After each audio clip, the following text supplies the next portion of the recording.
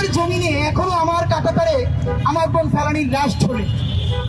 আমার প্রাণকেন্দ্র ঢাকায় আমার ভাই বুয়েটকে, আমার আপনারকে বুয়েটের মধ্যে দিল্লির আধিপত্যবাদ নিয়ে প্রশ্ন করায় সারা রাত পিটিয়ে করা হয় এবং তার কোনো বিচার করা হয় না। এরকম একজন আপনারের গল্প আমরা জানি।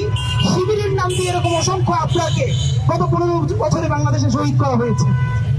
আমাদের ইলিয়াস আলী আমাদের পানির অধিকার নিয়ে কথা বলতে গিয়ে যে গুম হয়েছেন, সেই গুম হওয়ার পর তার লাশটাকে চিরিয়ে সেই লাশের মধ্যে পাথর ঢুকিয়ে সাগরে ভাসিয়ে দেওয়া হয়েছে।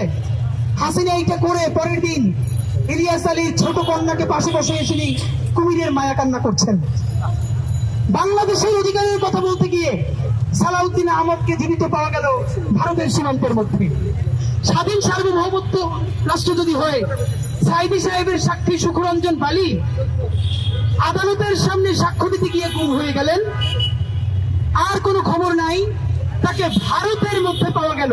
আমাকে বলেন, সাইদি সাহেবের সাক্ষীকে যদি ভারতে পাওয়া যায়, সালাউদ্দিন সাহেবকে যদি ভারতে পাওয়া যায়, আমার ভাই ইলিয়াস আলীর লাশ যদি সাগরে ভেসে যায়, আমার ভাই আপনার যদি দিল্লির আধিপত্যবাদের বিরুদ্ধে কথা বলতে গিয়ে শহীদ হয়ে যায়, আমার বোন ফেলানির লাশ যদি ঘন্টার পর ঘন্টা তার কাটায় ঝুলে থাকে, তার আমার স্বাধীনতা আছে, সার্বভৌমত্ব আছে, কে আপনাকে বললো? সুতরাং আমাদের লড়াই সার্বভৌম বাংলাদেশ গড়বার লড়াই।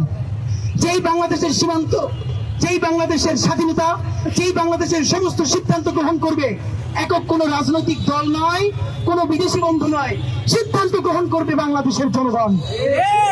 এবং সেই লড়াইয়ের যে রাজনীতি, সেই রাজনীতি ওসমান হাদিদের রাজনীতি, বাংলাদেশের রাজনীতি।